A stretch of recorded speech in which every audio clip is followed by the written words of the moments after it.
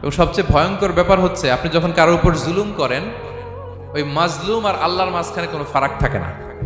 আল্লাহ ওই ফারাকের পর্দা উঠায় নাই, দোয়া করলেই ওটা আরশে যেয়ে কবুল হয়ে যায়।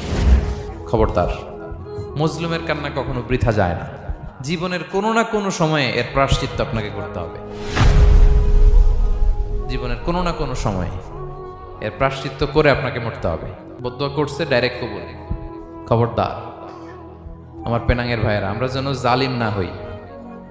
In it's any form, operation in it's any form, যেই কোনো ভাবে, যেই কোনো ক্ষেত্রে, যেই কোনো ধরনের হইতে পারে জুলুম। কাউকে আপনি ছোট্ট কোনো কাজে ঠকালেন, বন্টন নীতিতে ঠকালেন, হ্যাঁ, জমি মেরে দিয়ে ঠকালেন, আমানত মেরে দিয়ে ঠকালেন, ইন ইটস এনি ফর্ম যদি জুলুম করে থাকেন, খবরদার, মজলুমের কান্না কখনো বৃথা যায় না।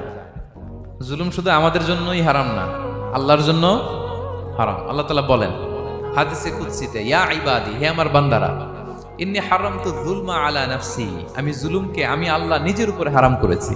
ওয়া জাআলতুহু বাইনাকুম মুহাররামা, এবং এই জুলুমকে তোমাদের উপর হারাম করেছি। ফালা তাযালামু, তোমরা একে অপরের উপর জুলুম করো না।